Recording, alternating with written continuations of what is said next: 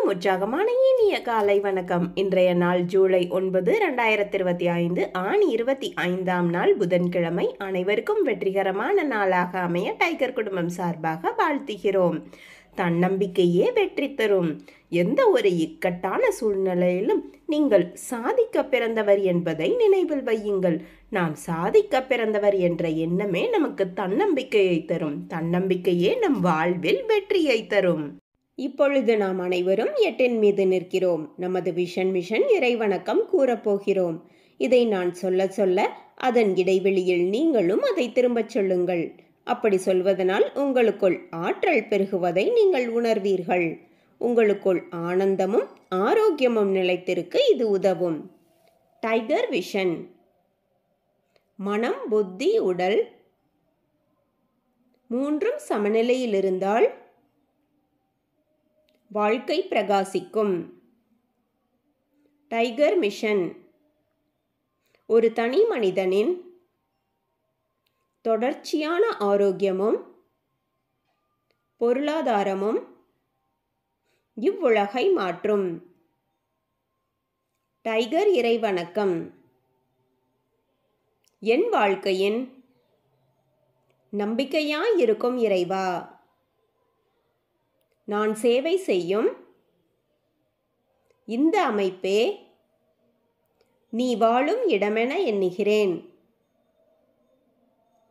நான் தினமும் செய்யும் பணியே எனது கடமை என நம்புகிறேன். எனது உடலை கண்ணும் கருத்துமாய் பாதுகாப்பதே எனது பொறுப்பு என உணர்கிறேன். நன்றி இறைவா. நாம் ஆயுள் முழுவதும் ஆரோக்கியத்தோடு ஆனந்தமாய் வாழ்வதற்கு நமக்கு ஆயுள் முழுவதும் ஆசானாய் 8 நடைப்பயிற்சியை கற்றுத்தர வருகிறார் நமது குரு டாக்டர் டைகர் தேன்கூடு பிரபாகரன் அண்ணா அவர்களை உற்சாகத்தோடு வரவேற்கிறோம். எல்லோருக்கும் இனிய காலை வணக்கம். இந்த அற்புதமான காலை வேளையில் 9 மூட்டுக்களையும் அசையக்கூடிய அற்புதமான பயிற்சிகளை முடிச்சுட்டு 27 முறை சூப்பர் பிரெயின் யோகா அப்படின்னு சொல்லக்கூடிய தோப்பு காரணங்களை முக மலர்ச்சியோட மனம் மகிழ்ச்சியோடு முடிச்சுட்டு 8 நடப்பதற்காக தயார் நிலையில் இருக்கிறோம். 8 மீது இருக்கிறோம். கிழக்கு மேற்காக நடப்பவர்கள் கிழக்கு திசையிலிருந்து மேற்கை நோக்கியும், தெற்கு வடக்காக நடப்பவர்கள் தெற்கு திசையிலிருந்து வடக்கை நோக்கியும் நமக்கான முதலடி எடுத்து வைத்து நடையை தொடங்கலாம். இப்பொழுது பெண்கள் அனைவரும் இடதுபுறமாகவும் ஆண்கள் அனைவரும் வலதுபுறமாகவும், பெண்கள் லெஃப்ட் சைடிலும் ஆண்கள் ரைட் சைடிலும் முதல் அடி எடுத்து வைத்து நடையை தொடங்குகிறோம். நடை இயல்பாக இருக்கிறது, நடை தளர்வாக இருக்கிறது, தோள்பட்டை தளர்வாக இருக்கிறது, கழுத்து குனியாமல் இருக்கிறது, கால்கள் ஒன்றுக்கு முன்பு ஒன்று வருவது போல் நடந்து கொண்டு இருக்கிறோம். கைகள் அதன் இசைவில் அசைந்து கொண்டிருக்கிறது. சுவாசம் சீர்நிலையில் இருக்கிறது. எண்ணம் நேர்மறையாக இருக்கிறது. மனம் மகிழ்வுடனும் அமைதியுடனும் இருக்கிறது. ஒற்றை சிந்தனையாளர்கள் அத்தனை பேரும் ஒற்றுமையோடு ஒரே திசையை நோக்கி பயணித்துக் கொண்டிருக்கிறோம். நமது பயணம் வெற்றிகரமாக அமைய எல்லாம் வல்ல இறைவனை துணை கலைத்து கொண்டு தொடர்ந்து பயணிக்கிறோம். ஒவ்வொரு விடியலும் நமக்கு பல விஷயங்களை கற்றுத்தந்து கொண்டே இருக்கிறது. நாம் பெற்றுக்கொண்டே இருக்கிறோம். அதை வாழ்வில் பயன்படுத்தி வெற்றி கண்டு கொண்டே இருக்கிறோம். அவ்வாறாக இன்றைய விடியலும் நமக்கு பல விஷயங்களை கற்றுத்தரப் போகிறது. நாம் பெற்றுக்கொள்ளப் போகிறோம். அதை வாழ்வில் பயன்படுத்தி வெற்றி காணப் போகிறோம். ஒவ்வொரு நாளும் நமது நடையை தொடங்கும் போது நாம் சில பல நினைவூட்டல்களை நினைவூட்டுவது வழக்கம். அந்த வகையில் இன்றைய நினைவூட்டல்கள், நம்மளுடைய உள்ளங்கைகளை மடக்கி பார்த்தல் அப்படிங்கிற ஒரு செயலை செய்து பார்க்க வேண்டும். இப்பொழுது நாம் நடையை தொடங்கி இருக்கிறோம். உள்ளங்கைகளை மடக்கி பார்த்தால் அது இயல்பாக இருக்கும். விரலின் நகங்களின் வண்ணங்களை பார்க்க வேண்டும். அவைகளும் இயல்பாகவே இருக்கும். நடையை தொடங்கும் பொழுது சுவாசத்தை சோதித்து பார்த்திருக்க வேண்டும். நம்மளுடைய 2 நாசியிலையும் சுவாசம் வருகிறதா அப்படின்னு இப்படி நம்மளுடைய சோதனைகளை செய்து தான் நம்மளுடைய பயிற்சிகளை தொடங்க வேண்டும். தொடர்ந்து நம்மளுடைய முதல் விஷயமாக நாம் செய்ய வேண்டியது, நம்மளுடைய பயிற்சிகளை, முயற்சிகளை, நிகழ்ச்சிகளை, செயல்களை எதை தொடங்குவதற்கு முன்பாக நம்மளுடைய தாயை வணங்க வேண்டும், நம்மளுடைய தந்தையை வணங்க வேண்டும், நமது குருமார்களை வணங்க வேண்டும், நமது இயற்கையை, இறைவனை, பிரபஞ்சத்தை வணங்க வேண்டும், நம்மளுடைய இஷ்ட தெய்வங்களை வணங்கி கொள்ள வேண்டும், நமது மூதாதையர்கள் முன்னோர்களை வணங்கி கொள்ள வேண்டும். இவ்வாறாக நம்மளுடைய தாய் தந்தை குருமார்கள், இயற்கை இறைவன், பிரபஞ்சம், இஷ்ட தெய்வங்கள், மூதாதையர்கள், முன்னோர்கள் இவர்களை வழிபட்டு அவர்களிடம் அருளாசி பெற்று அவர்களை வழித்துணைக்கு அழைத்து நமது பயிற்சிகளை நாம் தொடங்கி இருக்க வேண்டும். இவ்வாறாக தொடங்கப்படக்கூடிய அத்தனை செயல்களும் வெற்றியில் நிறைவடையும் என்பதை நினைவில் கொள்ளுங்கள். அவர்கள்தான் நமக்கு ஒரு ஊன்றுகோலாக, ஒரு தூண்டுகோலாக நமக்கு என்றென்றும் இருப்பார்கள். நம்மளை சிறப்பாக வழிநடத்துவார்கள், நம்மை வெற்றி பெற செய்வார்கள். அவர்களை வழிக்கு அழைத்து கொண்டு நமது பயிற்சிகளை தொடங்கினோமானால் நிச்சயமாக ஒவ்வொரு நாளும் வெற்றியை நாம் பெறுவோம் என்பதை இந்த நேரத்தில் நினைவூட்டி, தொடர்ந்து நம்மளுடைய இலக்கு எது என்பதை நினைவில் கொண்டு பயணிக்க வேண்டும். இலக்கில்லா பயணம் துடுப்பில்லா படகில் பயணிப்பது போல அப்படின்னு நான் அடிக்கடி சொல்லுவேன். ஸோ இலக்கை நிர்ணயித்து பயணிக்க வேண்டும். இலக்கை நாம் அடைய போகிறோம், தொட போகிறோம், வெற்றி காண போகிறோம் அப்படிங்கிற அந்த எண்ணத்தோடு பயிற்சியை தொடங்கினால் இலக்கு எதுவாக வேண்டுமானாலும் இருக்கலாம். நம்மளுடைய இலக்கு அப்படிங்கிறது எது சம்பந்தப்பட்டதாக இருக்கலாம். ஆனால் இலக்கின் முடிவை மட்டும் மனதில் கொண்டு அதை நோக்கி நாம் பயணிக்கிறோம் என்பதை நினைவில் கொண்டு நமது பயணத்தை தொடங்க வேண்டும். நமக்கு அருகில் குடிநீர் இருக்கும்படியாக பார்த்து கொள்ள வேண்டும். நாம் நடக்கும் இடத்தில் காற்றோட்டம் இருக்கும்படியாக பார்த்து கொள்ள வேண்டும். போதிய வெளிச்சம் இருக்கிறதா என்பதை நினைவில் கொண்டு நமது பயிற்சிகளை நாம் தொடங்க வேண்டும். நமது எண்ணத்தை சுத்தமாகவும் நமது உள்ளத்தை மகிழ்ச்சியாகவும் உற்சாகமாகவும் வைத்து நமது பயிற்சிகளை தொடங்க வேண்டும். புதியவர்கள், பேசிக் கோர்ஸில் பயணிக்கக்கூடியவர்கள் 10:30 நிமிடத்தில் மணியோசை கேட்டதுக்கப்புறம் நடையை மாற்றி நடக்கணும். பழையவர்கள், அதாவது அட்வான்ஸ் கோர்ஸில் பயணிக்கக்கூடியவர்கள், புதியவர்கள்ங்கிறது டைகர் குழுமத்தை பொறுத்தவரை 21 நாட்கள் தான். ஸோ அதன் பிறகு எல்லாருமே அட்வான்ஸ் கோர்ஸ் அப்படிங்கிற ஒரு பகுதிக்கு வர முயற்சிக்கணும். ஸோ அவர்களுக்கு 42 நிமிட நடை, 21 நிமிடங்களில் இடைவெளி சொல்லும் பொழுது அதன் பிறகு மாற்றி நடக்கணும். இதையும் ஒவ்வொரு நாளும் நினைவில் வையுங்கள். புதியவர்களுக்கு ஒரு மணியோசை 10:30 நிமிடத்தில் கேட்கும். அப்பொழுது அவர்கள் நடையை மாற்றி நடக்கணும். அனைவரும் அனைவரது இலக்குகளையும் அடைவதற்கு எல்லாம் வல்ல இயற்கை இறைவன் பிரபஞ்சம் துணை நிற்க வேண்டும் என்று வேண்டி வணங்கி வாழ்த்தி தொடர்ந்து பயணிக்கிறோம். தொடர்ந்து நாம் இப்போ ஒரு அற்புதமான கதை கேட்க போகிறோம். இந்த அற்புதமான கதையை நமக்கு தேர்வு செய்து அனுப்பி வைத்திருப்பவர் சகோதரி டைகர் ரேவதி ஃப்ரம் தூத்துக்குடி. இவங்க தூத்துக்குடி டைகர் கிளப்போடைய வைஸ் கேப்டனாக இருக்கிறாங்க. சகோதரி tiger Revathi from Thoothukudi tiger club vice captain. அவர்களது குடும்பம் மகிழ்ச்சியோடும் ஆரோக்கியத்தோடும் செல்வ வளங்களோடும் இருப்பதற்கு எல்லாம் வல்ல இயற்கை இறைவன் பிரபஞ்சம் துணை நிற்க வேண்டும். அவர்கள் எண்ணியதெல்லாம் நடக்க வேண்டும், கேட்டதெல்லாம் கிடைக்க வேண்டும். அவர்களது குடும்பத்தில் ஆரோக்கியம் நிலைத்திருக்க வேண்டும், ஆனந்தம் நிலைத்திருக்க வேண்டும். அவர்களுடைய பொருளாதாரம் உயர்ந்து கொண்டே இருக்க வேண்டும். அவர்களது பணி சிறந்து விளங்க வேண்டும். அவர்களது பணி பிறர் பாராட்டும்படியாக அமைய வேண்டும். அதை எல்லாம் வல்ல இயற்கை இறைவன் பிரபஞ்சம் அவர்களுக்கு வழங்க வேண்டும் என்ற என்னுடைய வேண்டுதல்களையும் வாழ்த்துக்களையும் தெரிவித்து, நீங்களும் உங்களுடைய வாழ்த்து மலைகளை சகோதரி tiger Revathi from Thoothukudi tiger club vice captain அவர்களுக்கு வழங்குமாறு அன்போடு கேட்டு, இப்பொழுது அவர்கள் அனுப்பி வைத்த அந்த அற்புதமான கதையை கேட்டுக்கொண்டே பயணிக்க போயிடும். இந்த அற்புதமான கதை அப்படிங்கிறது தொடங்கும் பொழுது நாம் எல்லாருமே ஏற்கனவே அறிந்தது தானே, தெரிந்தது தானே, சிறுபிள்ளையிலிருந்து கேட்டது தானேன்னு தோணும். அந்த கதையிலேயே அப்படித்தான் சொல்ல ஆரம்பிப்பாங்க. ஆனால் கதையின் முடிவும் அதனுடைய நீதியும் நிச்சயமாக நமக்கு வேறு மாதிரியாக இருக்கும். இப்பொழுது வாருங்கள் அந்த அற்புதமான கதையை கேட்டுக்கொண்டே பயணிக்கலாம். கவின் ஒரு 2வது படிக்கிற ஒரு பெண் குழந்தை. கவின் ஒரு 2ஆம் வகுப்பு படிக்கிற ஒரு பெண் குழந்தை. அந்த குழந்தைக்கு அவங்க அம்மா எந்நேரமும் கதை சொல்லி தான் தூங்க வைப்பாங்களாம். படிக்காத அம்மா டெய்லி ஒரு கதை, சாப்பிட்றப்ப தூங்குறப்ப குறிப்பா தூங்கும் பொழுது கதை சொல்லி தூங்க வைப்பாங்களாம். அன்னைக்கு நைட்டு உட்காந்து அந்த குழந்தை சொல்லியிருக்கு, அம்மா கதை சொல்லுங்கன்னு இருக்கு.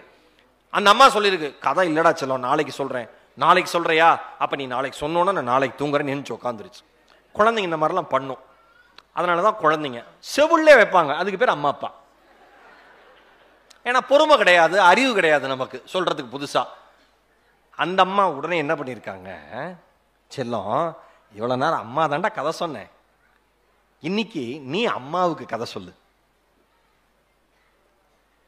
உடனே அந்த குழந்தை கொஞ்சம் இப்படி நீங்க பாராட்டிட்டீங்கன்னா குழந்தைங்க ஒரு வெக்கப்படும். அதோட ஒரு அழகு எதுவுமே இல்லை. உடனே சரிம்மா நான் முயலாம கதை சொல்லவா? அம்மாவுக்கு தெரியும், இருந்தாலும் சரி சொல்லுன்னு இருக்காங்க. உடனே கவின் அழகா ஆரம்பிச்சிருக்காங்க. அந்த குழந்தை கதை அண்ணன் எழுதுறாரு முருகேசனை. அது ஒரு அழகான கிராமம், ஆற்றங்கரை ஒட்டி இருக்கு. அந்த ஆற்றங்கரை ஓரத்திலே ஒரு முயலும் ஆமை இருந்துச்சு. 2 பேரும் நண்பர்கள். ஒரு வியாபாரி என்ன பண்றாரு, விவசாயி என்ன பண்றாரு, சந்தைக்கு காய்கள் எடுத்துட்டு விற்பனைக்காக கொண்டு போறாரு. இந்த ஆமையும் முயலும் பசியோடு இருந்ததை பார்த்துட்டு ஒரு முட்டைக்கோசை கொடுத்து 2 பேரும் சாப்பிடுங்கிறாரு. வாங்கிருச்சு. முயலுக்கு பயங்கரமான பசி. முயல் யோசிக்குது, முட்டைக்கோசை முழுசாக சாப்பிட்டாதான் நம்ம பசி அடங்கும். ஆமைகிட்ட ஒரு போட்டி வைப்போனும் பழைய கதைக்கு போயிருக்கு. மறுபடியும் ஃபஸ்ட்லேருந்து ஒரு போட்டி வச்சுக்கலாமா அப்படின்னு கேட்டோன்னே ஆமை சொல்லிச்சான், மறுபடியும் ஆரம்பிச்சிட்டியாடா நீ நினச்சிக்கிட்டு, ஆரம்பிக்கலாம் அப்படின்னோடனே உடனே முயல் சொல்லிச்சான், இல்லை நான் ஏதாவது சொன்னால் நீ என்னை ஏமாத்துறதுக்காக ஒரு போட்டி வச்சேன்னு சொல்லுவேன், நீயே சொல்லு அப்படின்னு தந்திரமாக பேசியிருக்கு. உடனே ஆமை சொல்லிச்சான், யாரு அவங்க வீட்டை முதல்ல போய் தொட்டுட்டு வராங்களோ அவங்க இந்த முட்டைக்கோசை சாப்பிட்டுக்கலாம். யாரு அவங்க வீட்டை போய் முதல்ல தொட்டுட்டு வராங்களோ அவங்க இந்த முட்டைக்கோசை சாப்பிட்டுக்கலாம்னு முயல் சொல்லிச்சான். ரொம்ப ஈஸியான போட்டி, ரெடி கேம் ஸ்டார்ட் அப்படின்ட்டு ஓடிச்சான். போய் தொட்டுட்டு வந்துதான் ஆமை பாதி முட்டைக்கோசை சாப்பிட்டு இருந்துச்சான். உடனே நீ சீட்டிங் ஃபெலோ, நீ ஏமாத்திட்ட, நீ ஒரு துரோகி அப்படின்னுச்சான் ஆமை. முயல் சொல்லிச்சான். உன்னை ஆமை சொல்லிச்சான், நான் ஏன் துரோகி, நான் என்ன உன்னை ஏமாத்தினேன், நீ என்ன சொன்ன, யார் முதல்ல போய் வீட்டை தொட்டுட்டு வராங்களோ அவங்க தானே வந்து சாப்பிடணுன்னு, நான் போயிட்டு வரதுக்குள்ள நீ அதே இடத்துல இருந்து அப்படியே சாப்பிட்ட, என் வீடு இதுதானே பாருன்னு டப்புன்னு உள்ள போச்சான். எனக்கு வீடுன்னு எது தனியா இருக்கு, என் ஓடு தான் வீடு, என் வீடு தான் ஓடு, அது வரைக்கும் நீ சொல்லிச்சான். உடனே முயல் சோகத்தில் ஆழ்ந்துருச்சான். உடனே அம்மாவுக்கு இப்படி ஒரு முயலாம கதை கேட்டதே இல்லைடான்னு கட்டி பிடிச்சிட்டாங்களாம். உடனே குழந்தை தொடர்ந்துச்சான். அந்த கவின்கிற அழகான பெண் குழந்தை மறுபடியும் சொன்னாலாம், அம்மா கதை இதோட முடியலம்மா, அப்புறம் அந்த ஆமை முயலுக்கு மீதி இருந்த பாதி முட்டைக்கோசை கொடுத்து நண்பா நீயும் சாப்பிடுன்னு சொல்லிச்சு. முயலுக்கு ஒன்றும் புரியல, சாப்பிடு நண்பான்னு சொல்லிட்டு ஆமை ஒரு விஷயம் சொல்லிச்சான், நண்பா இந்த உலகத்தில் ஒவ்வொருத்தரும் ஒவ்வொரு விதத்தில் சிறந்தவங்க, இந்த உலகத்தில் ஒவ்வொருத்தரும் ஒவ்வொரு விதத்தில் சிறந்தவங்க, உன்னால் வேகமாக ஓட முடியும்னா என்னால் வேகமாக நீந்த முடியும் நண்பா, ஒருவர் எந்த இடத்துல இருக்காங்கிறத வச்சு தான் அவர்களுடைய வலிமையை கணக்கிடப்படுதே ஒழிய அவங்க எப்படி இருக்காங்கிறத வச்சு வலிமையை கணக்கிடப்படாதுன்னுச்சான். எவ்வளோ அழகான வார்த்தை. ஆல்பர்ட் ஐன்ஸ்டைன் சொன்னாரு, மரம் ஏறுவதுதான் மீன்களுக்கான தேர்வு என்றால், மரம் ஏறுவதுதான் மீன்களுக்கான தேர்வு முறை என்றால் ஒருபோதும் மீன்கள் அதில் வெற்றி பெறாது, தண்ணீரில் இருந்தே அது இறந்து போக வேண்டியதுதான். அவங்கவுங்கள அவங்கவுங்க இடத்துல வச்சு சோதிக்கணும், அதற்கு பெயர் தான் வலிமை, அதற்கு பேர் தான் உலகம்னு சொல்லிச்சான். இந்த கதையை முருகேசன் எழுதினார். எப்படி இந்த கதைக்கு வந்து அந்த விருது கிடைக்காம இருந்திருக்கும்? இதெல்லாம் எப்படி தெரியும்? படிச்சா மட்டும்தான் தெரியும். என்னுடைய அன்பான வேண்டுகோள் மக்களே, இங்க நீங்க சாப்பிட்ற டெல்லி அப்பளம், இங்க நீ சாப்பிட்ற கரும்பு ஜூஸ் போடலையா அந்த தடவை? பரவாயில்ல.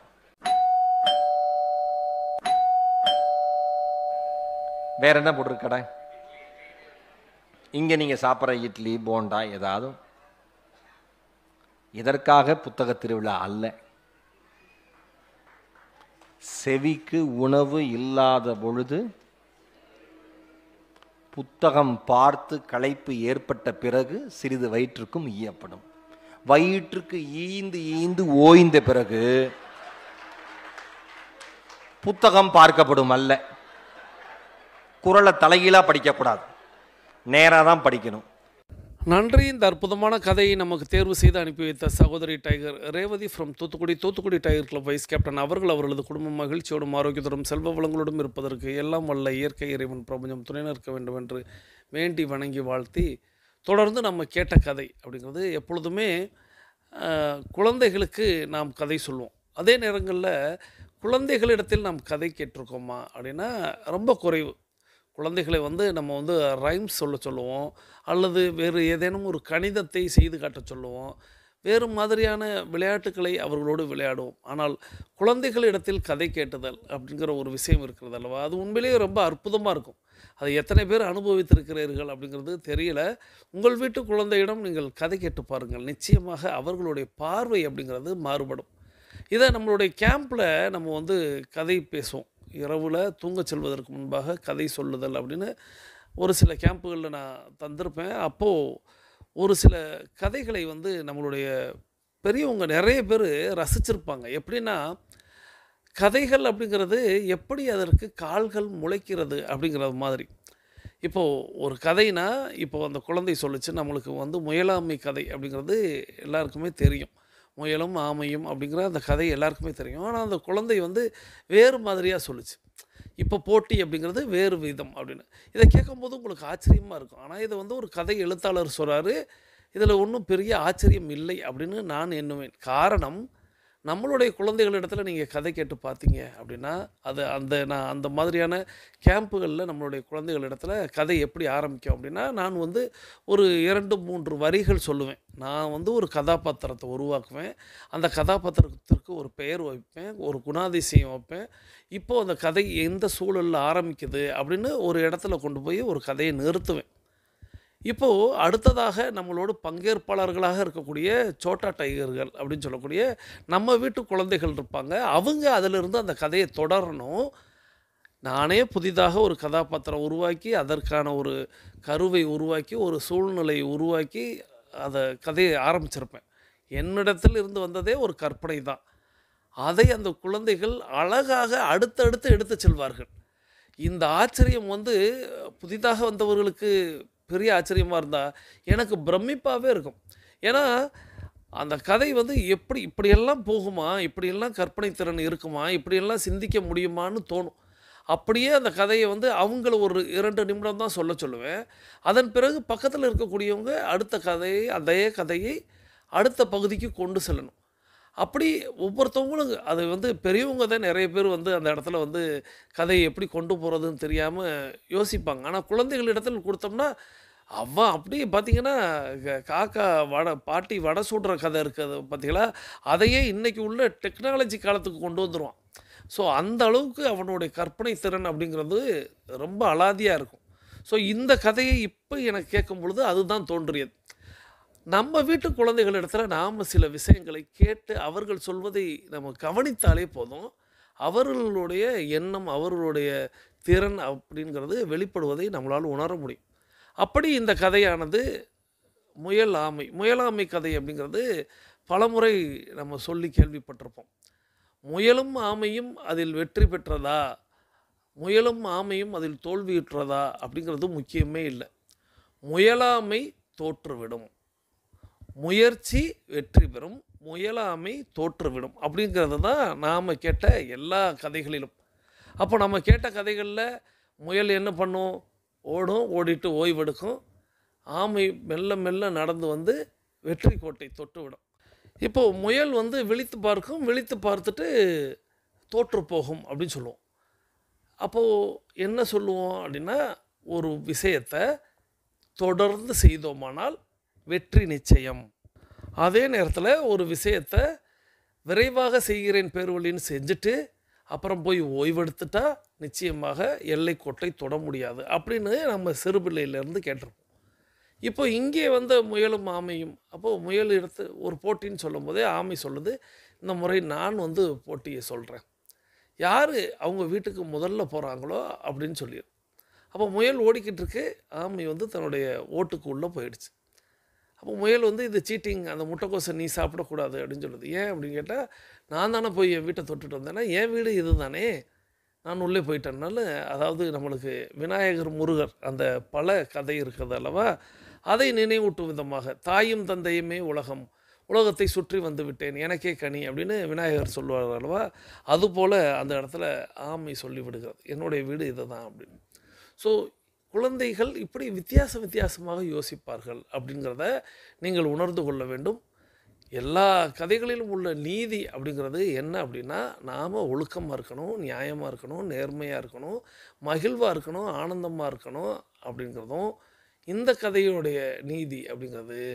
முயற்சி திருவினையாக்கும், முயலாமை தோற்றுவிடும் அப்படிங்கிறது தான். ஸோ முயலாமை கதையை நீங்கள் முயல் ஆமைன்னு பிரித்து பார்க்காதீங்க, முயலாமை அப்படின்னே பார்த்துடுங்க அப்படிங்கிறத இந்த கதை இந்த குழந்தையின் வாயில் தெரிந்தது. ஸோ இந்த அற்புதமான கதையை நமக்கு தேர்வு செய்து அனுப்பி வைத்த சகோதரி tiger Revathi from Thoothukudi tiger club vice captain அவர்கள் அவர்களது குடும்பம் மகிழ்ச்சியோடும் ஆரோக்கியத்தோடும் செல்வ வளங்களோடும் இருப்பதற்கு எல்லாம் வல்ல இயற்கை இறைவன் பிரபஞ்சம் துணை நிற்க வேண்டும் என்று வேண்டி வணங்கி வாழ்த்தி, தொடர்ந்து இன்றைக்கி இடைவேளையில் நீங்கள் என்ன பதில் அளிக்க போகிறீங்க அப்படிங்கிறத நான் இப்போயே கேள்வியாக கேட்டுடுறேன். ஏன்னா இதனுடைய தொடர்ச்சியாகவே உங்கள் வீட்டு குழந்தைகளிடத்தில் நீங்கள் கதை கேட்டிருக்கிறீர்களா? உங்கள் வீட்டு குழந்தைகளிடத்தில் நீங்கள் கதை கேட்டிருக்கிறீர்களா? அதுதான் இன்றைய கேள்வியாக இருக்கும். நீங்கள் கதை சொல்லியிருப்பீங்க. நிச்சயமாக கதை சொல்லாதவர்களே இருக்க முடியாது. டைகர் கிளப் அப்படிங்கிறது தொடங்குவதற்கு முன்பாக தேன்கூடு அப்படின்னு நம்மளுடைய நிறுவனத்துடைய பெயர். அது என்னுடைய அடைமொழியாகவே மாறிவிட்ட பொழுது நான் அந்த தேன்கூடு தினம் ஒரு கதை அப்படின்னு ஒரு கதை களம் வச்சுருந்தேன். நித்தம் ஒரு கதை அப்படிங்கிறது தான் போஸ்ட் பண்ணுறது. அப்போது அதில் கிட்டத்தட்ட என்னை ஒரு 25,000த்திற்கும் மேற்பட்டவர்கள் பின்தொடர்ந்தார்கள். இப்பொழுது அல்ல, நீங்கள் எண்ணுவது போல் ஏதோ இப்போ யூடியூப்பில் இப்படிலாம் சொல்கிறாங்கல்ல, அப்போது வெறும் வாட்ஸ்அப் இருந்த காலத்தில் அப்பொழுதே நாம் ஒரு தீம் எடுத்து அந்த தீமை கிட்டத்தட்ட ஒரு 10 ஆண்டுகளுக்கு முன்பாக தேன்கூடு தினம் ஒரு கதை அப்படின்னு அதில் கிட்டத்தட்ட 25,000 நபர்களுக்கு மேலே பின்தொடர்ந்தார்கள். எதற்காக நிறைய பேர் என்னை பின்தொடர்ந்தார்கள் அப்படின்னா, அப்பொழுதும் அப்படி தான், நித்தம் ஒரு கதை. இப்பொழுதாவது நம்ம 45 நிமிடங்கள் பேசுகிறோம். அப்போ அந்த கதையை எடிட் பண்ணுறதுங்கிறது ஒரு 5 நிமிடம் தான் வரும். அதையே நிறைய பேர் ஆச்சரியமாக பார்ப்பாங்க. எப்படி நித்தம் நீங்கள் கதை தர்றீங்க, நித்தம் உங்களால் எப்படி வழங்க முடிகிறது அப்படின்ட்டு. அதில் நிறைய பேர் ஏதேனும் ஒரு சூழ்நிலையில் அவங்களுக்கு கதை போய் சேரலை அப்படின்னா அவங்களே எனக்கு தொலைபேசியில் அழைப்பாங்க. ஏன்னா வாட்ஸ்அப் நம்பருக்கே அப்படியே கூப்பிடுவாங்க. கூப்பிட்டு அவர்கள் சொல்லக்கூடிய காரணம் அப்படிங்கிறது என்னவாக இருக்கும் அப்படின்னா, இந்த மாதிரி உங்களுடைய கதை எனக்கு வரல, என்னுடைய பேரை நீங்கள் இணைத்து கொள்ளுங்கள் அப்படின்னு ஏதோ ஒன்று சொல்லுவாங்க. நான் இல்லை நித்தம் அனுப்புகிறேனே அப்படின்னு சொல்லும்போது, இல்லை வரல அப்படின்ட்டு எனக்கு அனுப்பி வைக்கிறீங்களான்னு. ஏன் இப்படி கதைக்கு எல்லோரும் என்ன நித்தம் ஒரு கதை படிக்கலைன்னா என்ன ஆயிடுது அப்படின்னு நானாகவே எண்ணும் பொழுது அவர்கள் பதில் சொல்லுவாங்க. என்ன பதில் சொல்லுவாங்க அப்படின்னா, என்னுடைய பேர குழந்தைகளுக்கு, என்னுடைய பிள்ளைகளுக்கு இந்த கதையை நான் நித்தம் சொல்கிறேன். அப்போது தேன்கூடு தினம் ஒரு கதையில் இன்றைக்கி ஒரு கதை வந்திருக்குமே, அந்த கதையை சொல்லுங்க அப்படின்ட்டு ஃபாரினில் இருக்கக்கூடிய பேர குழந்தைகளுக்கு இங்கே இருந்து தாத்தா பாட்டிகள் கதை சொல்லி இருக்கிறார்கள். அப்போது அவர்களுக்கு அந்த பேர குழந்தைகள் ஒரு ஆர்வத்தோடு ஆசையோடு தன்னுடைய தாத்தாவிடம் பேசுகிறார்கள் அப்படின்னு அந்த ஒரு உறவை இந்த கதை கொண்டு போய் சேர்த்துருக்கு. அப்போது இந்த கதை சொல்லலைன்னா அந்த குழந்தைகள் அப்படி இருக்கிறாங்க அப்படின்னு அவங்க யோசிக்கிறாங்க. அப்போ அவர்களிடத்தில் சொல்வது, ஒருவேளை உங்களுக்கு கதை சேரலை அப்படின்னா அன்னைக்குன்னு நீங்கள் அவங்கள்ட்ட இருந்து கதை கேளுங்க. அவங்க ஃபஸ்ட்டு சொல்கிறதுக்கு ரொம்ப யோசிப்பாங்க. ஆனால் அவர்களை நீங்கள் சொல்லி கேட்டு பாருங்கள். அவங்க கற்பனையில் விதவிதமாக கதை சொல்லுவாங்க. அது கொஞ்சம் நம்மளுக்கு என்ன ஒரு நீதி இல்லையே, ஒரு கோர்வை இல்லையே அப்படின்னு தோணும். ஆனால் அந்த கதை வேறு சுவாரஸ்யமாக இருக்கும். அந்த குழந்தைகளுக்கு அந்த திறன் அப்படிங்கிறது மேம்படும். தொடர்ந்து இப்போ நான் பேசுகிறேன் அப்படின்னா இது ஒரு திறன். அந்த திறன் மேம்படுறதுக்கு நிறைய கற்பனை திறனும், நிறைய நம்மளுடைய படிப்பு, அது சம்மந்தப்பட்ட நிறைய புத்தக வாசிப்பு, நிறைய விஷயங்கள் உள்ளடக்கியதாக இருக்கும். அதுபோல தான் அந்த கதை சொல்வதும். எல்லாராலும் கதை சொல்லிவிட முடியாது. ஆனால் அந்த திறனை நாம் வளர்க்க வேண்டும் அப்படிங்கிறத இந்த கதையில் கூடுதலாக எடுத்துக்கொள்கிறோம். அதனால் உங்கள் வீட்டு குழந்தைகள் இடத்தில் நீங்கள் கதை கேட்டிருக்கிறீர்களா அப்படிங்கிறது தான் இன்றைக்கி கேள்வியாக வைக்க போகிறோம். இப்போ நம்மளுடைய 21 நிமிடம் அப்படிங்கிறது நிறைவுக்கு வருகிறது. வாருங்கள் அனைவரும் தொடங்கிய திசைக்கு வந்து விடுகிறோம். நமது உள்ளங்கைகளை மடக்கி பார்க்கிறோம், இறுக்கமாக இருக்கிறது. விரலின் நகங்களின் வண்ணங்களை பார்க்கிறோம், சிவப்பு வண்ணத்தில் மாறி இருக்கிறது. சுவாசத்தை சோதித்து பார்க்கிறோம். 2வது நாசிலும் சுவாசம் வரக்கூடிய இந்த வேளையில் நாம் அனைவரும் நமக்கு அருகில் இருக்கக்கூடிய குடிநீரை எடுத்து நிறுத்தி நிதானித்து ரசித்து ருசித்து பருகிக்கொள்கிறோம். தண்ணீர் பருகுதல் என்பது ஒரு கலை என்பதை நாம் அறிவோம். தண்ணீர் பருகும் பொழுது நமது கவனத்தை நீரில் வைப்போம், நீரின் தன்மையில் வைப்போம், நீரின் சுவையில் வைப்போம். நீர் பருகி முடிச்சுட்டு உங்களுக்கு அருகில் இருக்கக்கூடிய மொபைல் ஃபோனை கையில் எடுத்துக்கிட்டு கருத்து பதிவிட போயிடும், கமெண்ட் பதிவிட போயிடும். இன்றைக்கி கிட்டத்தட்ட நமக்கு எல்லா கேள்விகளுக்கும் விடை தெரியும். கேள்விகளே தெரியும், அப்போ விடையும் தெரியும். இப்போ நீங்கள் 1, 2, 3ன்னு நீங்கள் பதிலளிக்க தயாராகிடலாம். டெய்லி ஆக்டிவிட்டி ரிப்போர்ட் பூர்த்தி செய்து அனுப்பி வைத்து விட்டீர்களா? அதை அனுப்பும் பொழுது உங்களுக்குள் இருந்த உங்களுடைய மனநிலை எவ்வாறாக இருந்தது? இதுதான் முதல் கேள்வி. டெய்லி ஆக்டிவிட்டி ரிப்போர்ட் பூர்த்தி செய்து அனுப்பி வைத்து விட்டீர்களா? 2வது கேள்வி அப்படிங்கிறது நான் ஏற்கனவே சொன்னது போல், உங்கள் வீட்டு குழந்தைகளிடத்தில் நீங்கள் கதை கேட்டிருக்கிறீர்களா? ஆம் இல்லைன்னு சொல்லுங்கள். அப்படி சுவாரஸ்யமாக ஏதாவது ஒரு விஷயம் இருந்தால் அதையும் தாராளமாக பகிருங்கள். உங்கள் வீட்டு குழந்தைகளிடத்தில் நீங்கள் கதை கேட்டிருக்கிறீர்களா? 3வதாக நம்மளுடைய வெற்றி ஸ்லோகன் எழுத வேண்டிய நேரம். நலத்துடன் வாழ்க, வளத்துடன் வாழ்க. நலத்துடன் வாழ்க, வளத்துடன் வாழ்க அப்படிங்கிற அந்த வெற்றி ஸ்லோகனை ஒரு முறை எழுதி 2 முறை வாசித்து போஸ்ட் பண்ணுங்கள். உங்களுக்கு நல்ல செய்தி கிடைக்கும். இதை தொடர்ந்து செய்ய செய்ய செய்ய உங்களுடைய வாழ்க்கையில் மேம்பாடு அப்படிங்கிறது உறுதியாவதை உங்களால் உணர முடியும். இந்த 3 விடையளித்த உங்களுக்கு என்னுடைய நன்றிகளை சொல்லி, தங்களது குடும்பம் மகிழ்ச்சியோடும் ஆரோக்கியத்தோடும் செல்வ வளங்களோடும் இருப்பதற்கு எல்லாம் வல்ல இயற்கை இறைவன் பிரபஞ்சத்தை வேண்டிக்கிட்டு, தொடர்ந்து பேசிக் கோர்ஸில் இருக்கக்கூடிய சகோதர சகோதரிகள் அஃபர்மேஷன் விசுவலைசேஷன் செய்துட்டு மீத இருக்கக்கூடிய ஆடியோ கேட்குவாங்க. அட்வான்ஸ் கோர்ஸில் இருக்கக்கூடிய 42 நிமிட நடைக்காரர்களுக்கான அடுத்த சுற்று தொடங்குகிறது. இப்பொழுது ஆண்கள் அனைவரும் இடதுபுறமாகவும் பெண்கள் அனைவரும் வலதுபுறமாகவும், ஆண்கள் லெஃப்ட் சைடிலும் பெண்கள் ரைட் சைடிலும் முதலடி எடுத்து வைத்து நடையை தொடங்குகிறோம். நடை இயல்பாக இருக்கிறது, நடை தளர்வாக இருக்கிறது, தோள்பட்டை தளர்வாக இருக்கிறது, கழுத்து குனியாமல் இருக்கிறது, கால்கள் ஒன்றுக்கு முன்பு ஒன்று வருவது போல் நடந்து கொண்டு இருக்கிறோம், கைகள் அதனை செய்வில் அசைந்து கொண்டு இருக்கிறது, சுவாசம் சீர்நிலையில் இருக்கிறது, எண்ணம் நேர்மறையாக இருக்கிறது, மனம் மகிழ்வுடனும் அமைதியுடனும் இருக்கிறது. ஒற்றை சிந்தனையாளர்கள் அத்தனை பேரும் ஒற்றுமையோடு ஒரே திசையை நோக்கி பயணித்து கொண்டிருக்கிறோம். நமது பயணம் வெற்றிகரமாக அமைய எல்லாம் வல்ல இறைவனை துணை கலைத்து கொண்டு தொடர்ந்து பயணிக்கிறோம். தொடர்ந்து கதை கேட்டுட்டோம். இன்றைக்கி நம்ம ஒரு பாடல் கேட்க போகிறோம். பாட்டு அப்படின்னா ஏதோ சினிமா பாட்டோ இல்லை வேறு வகையான பாட்டோ இல்லை, நமக்கு ஒரு விழிப்புணர்வை உண்டு பண்ணக்கூடிய ஒரு அற்புதமான பாட்டு தான். நெகிழி அப்படின்னு சொல்லக்கூடிய பிளாஸ்டிக் பயன்பாடு, அதனால் ஏற்படக்கூடிய பின் விளைவு, இதையெல்லாம் வெளிப்படுத்தக்கூடிய ஒரு பாடல். இந்த பாடல் நீங்கள் அநேகமாக கேட்டிருப்பீங்க, ஆனால் நிறைய நேரங்களில் ஸ்வைப் பண்ணி விட்டுருப்பீங்க. அந்த பாடலை நமக்கு தேர்வு செய்து அனுப்பி வைத்திருப்பவர் சகோதரர் டைகர் கணேசன் ஃப்ரம் திண்டுக்கல். இவங்க சவுத் சோன் டைகர் கிளப்போடைய கேப்டனாக இருக்கிறாங்க. சகோதரர் tiger Ganesan from Dindigul, south zone tiger club captain. அவர்களது குடும்பம் மகிழ்ச்சியோடும் ஆரோக்கியத்தோடும் செல்வ வளங்களோடும் இருப்பதற்கு எல்லாம் வல்ல இயற்கை இறைவன் பிரபஞ்சம் துணை நிற்க வேண்டும். அவர்கள் எண்ணியதெல்லாம் நடக்க வேண்டும், கேட்டதெல்லாம் கிடைக்க வேண்டும். அவர்களது குடும்பத்தில் ஆரோக்கியம் நிலைத்திருக்க வேண்டும், ஆனந்தம் நிலைத்திருக்க வேண்டும், அவர்களுடைய பொருளாதாரம் உயர்ந்து கொண்டே இருக்க வேண்டும், அவர்களது பணி சிறந்து விளங்க வேண்டும், அவர்களது பணி பிறர் பாராட்டும்படியாக அமைய வேண்டும். அதையெல்லாம் வல்ல இயற்கை இறைவன் பிரபஞ்சம் அவர்களுக்கு வழங்க வேண்டும் என்று என்னுடைய வேண்டுதல்களையும் வாழ்த்துக்களையும் தெரிவித்து, நீங்களும் உங்களுடைய வாழ்த்து மலைகளை சகோதரர் tiger Ganesan from Dindigul, south zone tiger club captain அவர்களுக்கு வழங்குமாறு அன்போடு கேட்டு, இப்பொழுது சகோதரர் அனுப்பி வைத்த அந்த அற்புதமான பாடலை கேட்டுக்கொண்டே பயணிக்கலாம். வாருங்கள். பள்ளிக்கூடம் போறவனும் கல்லூரிக்கு போறவனும் குடிசையில இருப்பவனும் கோபுரத்தில் வசிப்பவனும் ஏறு பூட்டி உழைப்பவனும் ஏசி கார்ல போறவனும் சந்தைக்கு தான் போறவளும் ஷாப்பிங் மால் போற பொண்ணும் வாங்குறாங்க நெகிழி பையில வாங்குறாங்க. நெகிழி பையில வாங்குவது கொஞ்சம் கூட சரியே இல்ல.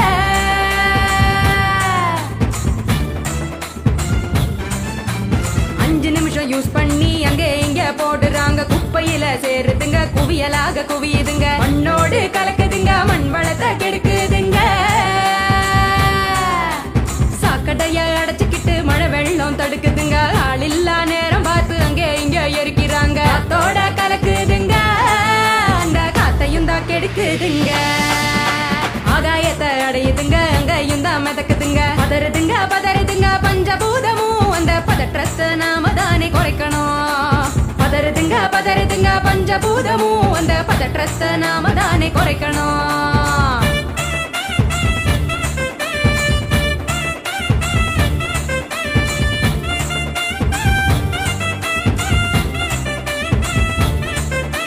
பார்சல்ல டிஃபன் வாங்கி பக்குவமா சாப்பிடுறாங்க, சாப்பிட்ட மிச்சத்தை நெகிழியோட சேர்த்து கட்டி மக்குகிற குப்பையிலும் மக்காத குப்பையிலும் மாறி மாறி போடுறாங்க நெகிழிய.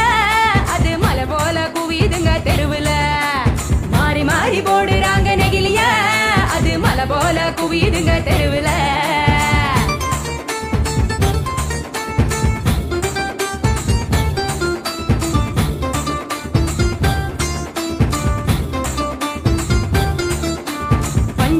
கலர போல பளிச்சுன்னு தான் மின்னுதுங்க, அப்பாவி ஆடு மாடும் அப்படியே திங்குதுங்க, வலி வந்து நோவுதுங்க, வயிறு வீங்கி சாகுதுங்க,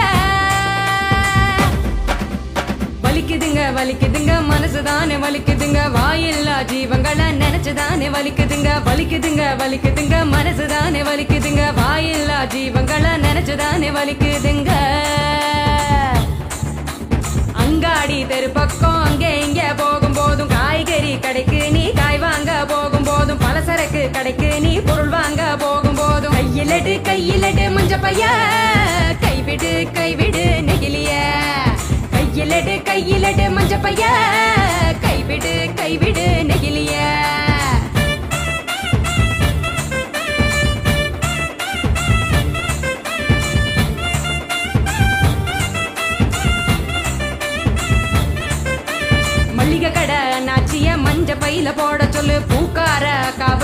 புரியும்படி சொல்லி கொடு.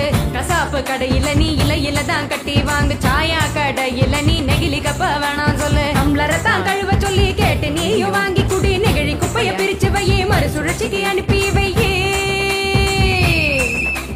முடிஞ்ச வரைக்கும் முயற்சி பண்ணி மறுபடியும் பயன்படுத்து. மாறணுங்க மாறணுங்க அனைவரும், அந்த மாற்றத்தை நீ முதலாளா துவக்கணும். மாறணுங்க மாறணுங்க அனைவரும், அந்த மாற்றத்தை நீ முதலாளா துவக்கணும். சொன்னவரு சொன்னவரு காந்திஜி, அவர் சொன்னதை தான் காதில் கொஞ்சம் வாங்குஜி. சொன்னவரு சொன்னவரு காந்திஜி, அவர் சொன்னதை தான் காதில் கொஞ்சம் வாங்குஜி. மாற வேணும் அனைவரும், அந்த மாற்றத்தை நீ முதலாளா துவக்கணும். கைவிடு கைவிடு நெகிழிய, கையிலடு மஞ்ச பைய. கைவிடு கைவிடு நெகிழிய. நன்றி சகோதரர் tiger Ganesan from Dindigul. South zone tiger club captain அவர்கள் அவர்களது குடும்பம் மகிழ்ச்சியோடும் ஆரோக்கியத்தோடும் செல்வ வளங்களோடும் இருப்பதற்கு எல்லாம் வல்ல இயற்கை இறைவன் பிரபஞ்சம் துணை நிற்க வேண்டும் என்று வேண்டி வணங்கி வாழ்த்தி, தொடர்ந்து அந்த பாடல் அப்படிங்கிறது நிச்சயமாக எல்லோருக்குள்ளும் ஒரு விழிப்புணர்வை உண்டு பண்ணக்கூடிய பாடல் தான். இந்த விஷயத்தை பாடலாக கேட்டிருக்கோம். மற்றபடி இந்த விஷயம் நம்ம எல்லாருக்கும் நன்கு தெரிந்த விஷயந்தான். நெகிழி அப்படின்னு சொல்லக்கூடிய பிளாஸ்டிக் பை, மஞ்சள் பை பயன்படுத்துங்கள் அப்படின்னு அரசாங்கம் அனௌன்ஸ் பண்ணது. துணிப்பை பயன்படுத்துங்கள் அப்படின்ட்டு நான் உங்களிடத்தில் ஏற்கனவே பகிர்ந்தேனா என்னன்னு தெரியல. என்னுடைய நண்பர்கள் குழு வந்து சந்தை கடையில் என்னிடத்துலேயே கொடுத்தாங்க. நான் அதன் வழியாகத்தான் போனேன். என்ன இந்த இடத்துல நிற்கிறீங்கன்னு கேட்கும்பொழுது, இந்த மாதிரி நான் துணிப்பை அப்படிங்கிறது நாங்கள் எல்லார் இடத்துல வந்து கொடுக்குறோம், துணிப்பையை பயன்படுத்த சொல்கிறோம் அப்படின்னு. ஸோ அவர்களிடத்தில் நான் வாங்கி வைத்து கொண்டேன். இப்போது இந்த நெகிழி அப்படிங்கிறது உலகத்தையே இன்றைக்கி பொல்யூஷன் அப்படின்னு நம்ம எல்லாருமே சுற்றுப்புற சூழல் அப்படிங்கிற ஒரு விஷயத்தை கேள்விப்பட்டிருப்போம். அந்த மாசு அப்படிங்கிறது விதவிதமான மாசு, புகை மாசில் ஆரம்பித்து எத்தனையோ வகையான மாசுகளை கொண்டு இந்த பூமியை நாம் கெடுத்து கொண்டிருக்கிறோம். அவைகளெல்லாம் அன்றாடமாக நடந்து கொண்டிருந்தால் கூட இந்த நெகிழி அப்படிங்கிறது ஆண்டாண்டு காலத்திற்கும் இருந்து நம்மை வந்து நம்மளுடைய பூமியை அழிப்பதற்கு அதை வழிவகை செய்கிறது அப்படிங்கிறத நம்ம பார்க்குறோம். இந்த பாடலில் நீங்கள் கவனிச்சிருந்தீங்கன்னா தெரியும், வாங்காதீங்க, பயன்படுத்தாதீங்க, மக்கும் குப்பையில் போடாதீங்க, மக்காத குப்பையில் போடுங்க, இதெல்லாம் பல வேறு விழிப்புணர்வை சொன்னாங்க. ஒரே ஒரு விஷயந்தான் எனக்கு தோணுது. அது என்ன அப்படின்னா, இப்போது மது குடிக்காதீங்க, புகை பிடிக்காதீங்க அப்படின்னு சொல்லுவாங்க. அதை தயாரிக்கிறவனை தடை செய்யவே மாட்டாங்க. அதே போல் தான் இந்த நெகிழிகளை பயன்படுத்தாதீர்கள்னு நம்மளுடைய பாமர மக்களை யோசித்து பாருங்களேன். நீங்கள் வந்து நீங்கள் இருக்கக்கூடிய ஊர்களை விட்டு இன்னும் கீழாக இருக்கக்கூடிய கிராமங்களில், அந்த ஊர்களில் இருக்கக்கூடிய சந்தை கடைகளில், அந்த ஊர்களில் இருக்கக்கூடிய கடைகளில் போய் பாருங்கள். அந்த நெகிழி அப்படிங்கிறது ரொம்ப இயல்பாக டவுன் போன்ற இடங்களில் கூட கொஞ்சம் மறைமுகமாக வச்சுருப்பாங்க, ஒளிச்சு வச்சுருப்பாங்க. ரைடு வந்துச்சுன்னா அதை பிடுங்கி போட்டுருவாங்க. அது விலை அப்படிங்கிறது கொடுத்து தான் வாங்கியிருப்பாங்க. ஆனால் அங்கெல்லாம் ரொம்ப ரொம்ப சர்வசாதாரணமாக கிடைக்கும். ரொம்ப சர்வசாதாரணமாக கிடைக்கக்கூடியதை பயன்படுத்தாதியன்னு சொல்கிறேன். மதுவையும் புகையும் நான் ஏற்கனவே உங்களுக்கு சொல்லிட்டேன். தயாரிக்கிறவங்களே தடை செய்துட்டாலே பொருள் வந்து சேராது. இன்றைக்கி வேறு வகையான போதை வஸ்துகள் எத்தனையோ பேர்கள் சொல்கிறாங்க. அது இருந்துச்சுன்னா அது மிகப்பெரிய குற்றம். அப்போது அதை வைத்திருப்பவரும் பயந்துக்கிட்டே இருக்கிறார், அதை விற்பனை செய்யக்கூடியவரும் பயத்திலே இருக்கிறார், அதை கடத்துகிறார்கள் மறைமுகமாக. இப்படி பல்வேறு, நான் சொல்ல வர்றது உங்களுக்கு புரிஞ்சிருக்கும்னு நினைக்கிறேன். அப்போது அது அவ்வளோ பெரிய குற்றம். அந்த குற்றத்தை செய்தால் அவர்களுக்கு எவ்வளவோ பணம் கெட்டுகிறது. அப்படிங்கிறதுனால சில பேர் மட்டும் முயற்சித்து செய்கிறாங்க. அதில் பிடிபடுறாங்க, சிறைச்சாலைக்கு போகிறாங்க, தண்டனை அனுபவிக்கிறாங்க, நிறைய நடக்குது. அதற்கு சமம் தானே இதுவும். அந்த போதை வஸ்து அப்படிங்கிறது ஒரு மனிதனை கெடுத்து அவனுடைய மூளையை அது வேறு மாதிரி செய்து அவன் மூலமாக ஏதேனும் குற்ற நடவடிக்கை நடந்து விடுமோ அப்படிங்கிற ஒரு காரணத்திற்காக தான் அந்த போதை வஸ்துக்களை தடை செய்கிறோம். அவைகளுக்கு எவ்வளவு நம்ம வந்து கட்டுப்பாடு விதிக்கிறோமோ, தண்டனை தருகிறோமோ, அதே அளவு இந்த மாதிரியான நெகிழிகள் தயாரிப்பவர்களையும் அதை பயன்படுத்துபவர்கள்னால் விற்பனை செய்பவர்களை சொல்கிறேன். அப்போது ஆட்டோமேட்டிக்காக பாமர மக்கள் அதை பயன்படுத்த மாட்டாங்க. அவர்களுக்கு தெரியும், வாழை இலையில் தான் கட்டிட்டு போகணும், பாத்திரம் தான் கொண்டு போகணும், மஞ்சள் பை தான் எடுத்துகிட்டு போகணும், துணிப்பை தான் எடுத்துகிட்டு போகணும். நெகிழிகளை தயாரிப்பவர்களை விட்டு பயன்படுத்துபவர்களுக்கு நம்ம எவ்வளவு தான் சொன்னாலும் ஒரு கட்டத்தில் வேறு வழியே இல்லாமல் நான் ஒரு ஈரமான பொருட்களை நான் எவ்வாறாக இப்போது ஒரு உதாரணத்திற்கு சொல்லணும் அப்படின்னா என்னுடைய தொழிலில் சொல்லலாம். இப்போது இட்லி தோசை மாவு விற்பனை அதை எப்படி கொண்டு போய் சேர்க்குறது? அதை பிளாஸ்டிக்கில் தான் கொண்டு போக முடியும். அந்த பிளாஸ்டிக்கு அரசாங்கம் சொல்லக்கூடிய மறுசுழற்சிக்கு ஏற்ற பிளாஸ்டிக்காக இருக்கணும். இதை நம்ம தயாரித்து கொடுத்துட்றோம். ஆனால் ஒரு கரும்புச்சாறையோ ஒரு பழச்சாறுகளையோ அவங்க அந்த அளவுக்கு திக்னஸான கவரில் தரமாட்டாங்க. அப்போது அதில் நெகிழிகளை தான் தருவாங்க. அப்போ அதை தடை செய்துட்டால் ஒன்று அது ஒரு பாத்திரம் கொண்டு போய் வாங்கக்கூடிய ஒரு நிலைக்கு வரும். இல்லை அப்படின்னா அந்த பொருளை வேறு வகையில் ஒரு பாட்டில் வகையில் அவங்க தயாரித்து தரணும். இதை அரசாங்கம் செய்யாமல் எவ்வளவு விழிப்புணர்வை தந்தாலும் மக்கள் மீண்டும் மீண்டும் பயன்படுத்தத்தான் செய்வார்கள் அப்படிங்கிறத நான் கண்கூடாக பார்க்கிறேன். ஸோ இந்த செய்தியை நாம் நம்மளை சார்ந்தவர்களுக்கு பகிர்வோம்.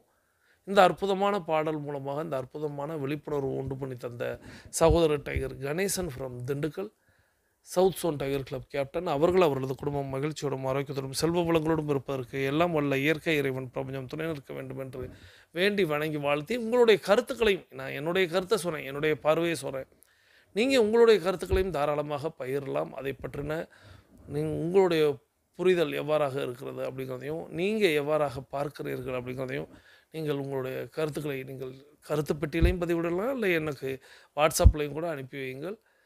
தொடர்ந்து நம்ம இப்போது ஒரு அற்புதமான ஒரு கதை கேட்டோம், ஒரு பாட்டு கேட்டோம், ஒரு நகைச்சுவை இருந்தால் நல்லாயிருக்கும் அப்படின்னு தோணுச்சு.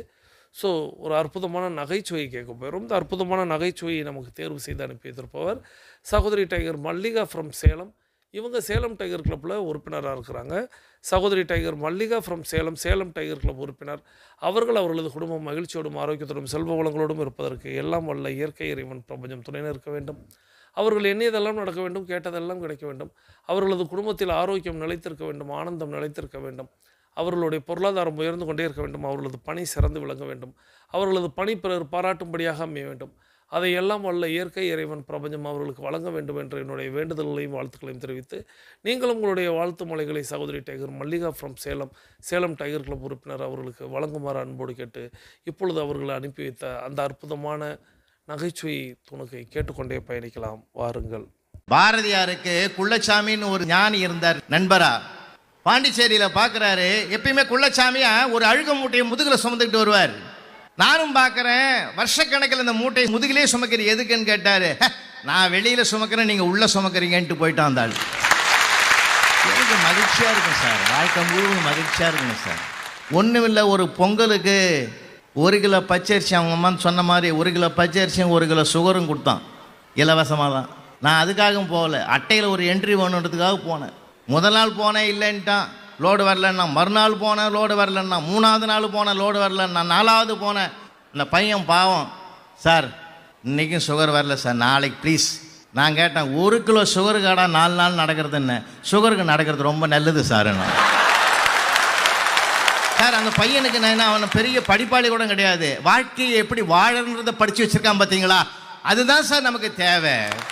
நீங்கள் சொல்கிற மாதிரி சில பேர் அப்படி தான் இருப்பான். நாங்கள் ஒன்றா 20 வருஷத்துக்கு முந்தி வாக்கிங் போவோம். காலையில் எங்கள் ஏரியா ரொம்ப அருமையாக இருக்கும். வாக்கிங் போகிறேன், ஒருத்தன் பார்த்துட்டு கேட்டான், என்ன சுகரா டெய்லி நடக்கிறேன்னா? ஆரோக்கியமாக இருக்கிறதுக்காக நடக்கிறியான்னு. இந்த மாதிரி வேதாந்தம் பேசி வீணாக போனவன் நிறைய பேர் இருக்கிறான், போய் செக் பண்ணி பாரு. வர முகம் கூட ஒரு மாதிரியாகுதுன்னா ஒரு பயத்தை தூக்கி போட்டானா.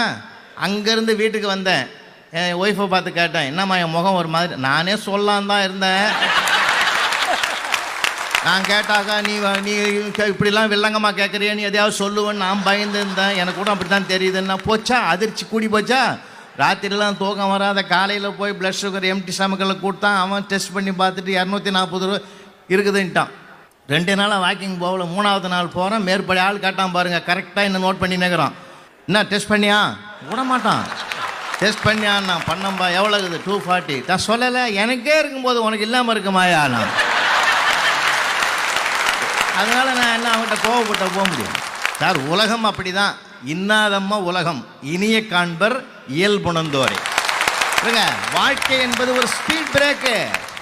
ஸ்பீட் பிரேக்குன்னு பார்த்து பயப்படக்கூடாது. அதுக்கு பக்கத்தில் ஓரமாக ஒரு ஒத்தடி பாதை போட்டு 2 வீலர் ஓட்டுறான் பார், அவங்ககிட்ட கற்றுக்குங்க சார். பிரபல உலகம் போற்றுகிற மிகப்பெரிய பிரம்மாண்டமான விஞ்ஞானி ஐன்ஸ்டீன் ஸ்டார் ஹோட்டலில் உட்கார்றாரு.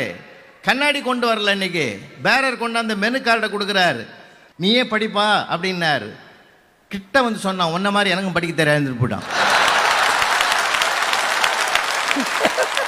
எனக்கு மட்டும் சிரிக்க தெரியவில்லை என்றால் நான் எப்பொழுதோ தற்கொலை செய்து கொண்டிருப்பேன் என்று சத்திய சோதனையிலே அண்ணல் காந்தியடிகள் கருத்தை தெரிவிக்கிறார் என்றால் வாழ்க்கையில் எல்லாருக்கும் வேணுங்க. இந்த கல்யாண மாலை மூலமாக உலகத்து பெற்றோர்களுக்கு நான் ஒரு செய்தியை பணிவோடு சொல்லுகிறேன். இன்னைக்கு என்ன வாழ்க்கையில பெரிய போராட்டம், என்ன டென்ஷன், என்ன ஒரு சிரிப்பை மறக்க வைக்கக்கூடிய பெரிய நிலை எது தெரியுமா? அந்த காலத்தெல்லாம் 10 பிள்ளைங்க 12 பிள்ளைங்க ஐயா சொன்ன மாதிரி கூட்டு குடும்பம் இருந்தது. ஆனா இன்னைக்கு இல்ல. என் பெரியப்பாலாம் கூட 16 பசங்க, கள்ளங்கபடம் இல்லாத மனுஷன் அவரு.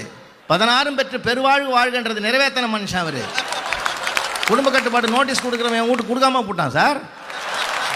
என் பெரியப்பா கோவம் வந்து கூப்பிட்டுனாடா அவனார். நான் ஓடி போய் கூட்டாந்து விட்டேன். ஏன் என் வீட்டுக்கு நோட்டீஸ் கொடுக்கலன்னாரு. வீடாது நான் ஸ்கூல் வச்சு நடத்துறேன்ட்டான். அது அந்த காலம் ஒரு மகிழ்ச்சி. ஆனா இப்போ வச்செல்லாம் ஒரு பொண்ணு ஒரு புள்ள வச்சுக்கிட்டு என்ன பண்றோம் நம்ம? ஒரே நோக்கம் என்ன தெரியுமா பெற்றோர்களுக்கு? கோடிக்கணக்கான பெற்றோர்களை இன்றைக்கு நான் சொல்வதை தயவு செஞ்சு பணியோடு கேளுங்க.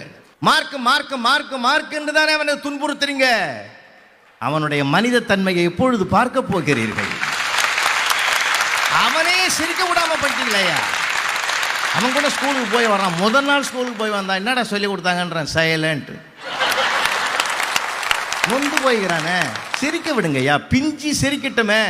நன்றி சகோதரி tiger Mallika from Salem. Salem tiger club உறுப்பினர். அவர்களது குடும்பம் மகிழ்ச்சியோடும் ஆரோக்கியத்தோடும் செல்வ வளங்களோடும் இருப்பதற்கு எல்லாம் வல்ல இயற்கை இறைவன் பிரபஞ்சம் துணை நிற்க வேண்டும் என்று வேண்டி வணங்கி வாழ்த்தி, இன்றைக்கி நம்ம கேட்ட நகைச்சுவைக்கான குரல் அப்படிங்கிறது புலவர் ராமலிங்கம் ஐயா அவங்களுடைய குரலில் தான் நம்ம கேட்டோம்.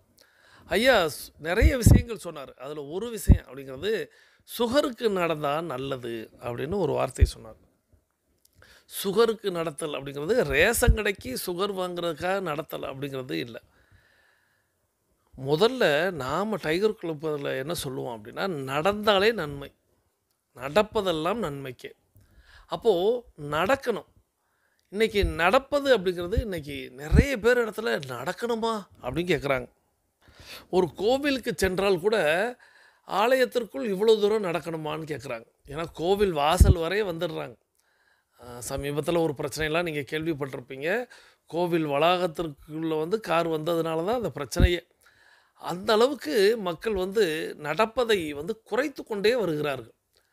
நம்ம முன்னோர்கள் கோவிலையே கொஞ்சம் தூரத்தில் ஏன் வச்சாங்க அப்படின்னா, ஊரில் இருந்து கொஞ்சம் தூரம் நடந்து போய் நித்தம் நீ இறைவனை வணங்கு அப்படின்னு ஒரு காரணம்தான். அப்போ கோவிலுக்குள்ளே நடக்கிறதுக்கே இன்றைக்கி அவ்வளோ பேர் அவ்வளோ யோசிக்கிறாங்க. ஒரு 10 படிக்கட்டுகளை பார்த்துட்டாலே அவங்க படிக்கட்டு ஏறுறதுக்குள்ளேயே கிறுகிறுப்பவர்களுக்கு வந்து விடுகிறது. அப்படி இன்றைக்கி உலகம் அப்படிங்கிறது நடப்பதை அப்படியே அவ்வளவு கொடுமையாக அவ்வளவு கஷ்டமாக எண்ணுகிறார்கள். ஆனால் நீங்கள் தொடர்ந்து டைகர் கிளப்பில் இருக்கக்கூடியவர்களாக இருந்து தொடர்ந்து நீங்கள் 8 நடை நடப்பவர்களாக இருந்தீங்க அப்படின்னா உங்களுக்கு நடை அப்படிங்கிறது சர்வ சாதாரணமாக இருக்கும். சர்வசாதாரணம் அப்படின்னு நான் சொல்கிறது அப்படின்னு ஒரு நித்தம் நம்ம டைகர் கிளப்பின் வாயிலாக நம்ம ஒரு 7-8 கிலோமீட்டர் நடக்கிறோம் அப்படின்னா, நீங்கள் 10 கிலோமீட்டரை கூட 8 நடையை தவிர்த்துட்டு நீங்கள் 10 கிலோமீட்டர் கூட ரொம்ப எளிதாக நடக்கக்கூடிய நபர்களாக இருப்பீங்க. எப்போது நீங்கள் தொடர்ந்து டைகர் குழுமத்தில் 8 நடை பயிற்சி செய்திருந்தால். அப்போது நடந்தால் நன்மைக்கு, நடப்பதெல்லாம் நன்மைக்கு, சுகருக்கு நடப்பது நல்லது அப்படின்னு அவங்க சொல்வது எல்லாமே நடக்கிறத பற்றி தான். ஸோ நடக்கணும். அதை நீங்கள் எல்லாருக்கும் வலியுறுத்தணும். உங்கள் குடும்பத்தில் உள்ள எல்லாரையும் அதில் நீங்கள் பங்கேற்க வைக்கணும். ஸோ அதை இந்த ஆடியோவின் வாயிலாக கற்றுக்கொண்டு இந்த அற்புதமான ஆடியோவை நமக்கு தேர்வு செய்து அனுப்பி வைத்த அம்மா சகோதரி tiger Mallika from Salem tiger club உறுப்பினர் அவர்களுக்கு நமது நன்றிகளை சொல்லி நம்மளுடைய 42 நிமிட நடையை நிறைவு கொண்டு வருகிறோம். வாருங்கள் அனைவரும் தொடங்கிய திசைக்கு வந்து விடுகிறோம். கிழக்கு மேற்காக தொடங்கியவர்கள் கிழக்கு திசையிலும், தெற்கு வடக்காக தொடங்கி வருகிறோம். தெற்கு திசைக்கு வந்து விடுகிறோம். நமது உள்ளங்கைகளை மடக்கி பார்க்கிறோம். இறுக்கமாக இருக்கிறது. விரலின் நகங்களின் வண்ணங்களை பார்க்கிறோம். சிவப்பு வண்ணத்தில் மாறி இருக்கிறது. சுவாசத்தை சோதித்து பார்க்கிறோம். 2வது நாசிலும் சூப்பராக சுவாசம் வரக்கூடிய இந்த வேளையில் நாம் அனைவரும் கிழக்கு திசையை நோக்கி நின்று அஃபர்மேஷன் விசுவலைசேஷன் செய்து இன்றைய நாளை தொடங்குவோம். இன்றைய நாள் உங்களுக்கு அற்புதமான நாளாக அமையட்டும். இன்றைய நாளில் தாங்கள் தங்களது குடும்பம் மகிழ்ச்சியோடும் ஆரோக்கியத்தோடும் செல்வ வளங்களோடும் இருப்பதற்கு எல்லாம் உள்ள இயற்கை இறைவன் பிரபஞ்சம் துணை நிற்கட்டும் என்று வேண்டி வணங்கி வாழ்த்தி மீண்டும் சந்திப்போம், கலந்து சிந்திப்போம். நலத்துடன் வாழ்க, வளத்துடன் வாழ்க. நன்றி.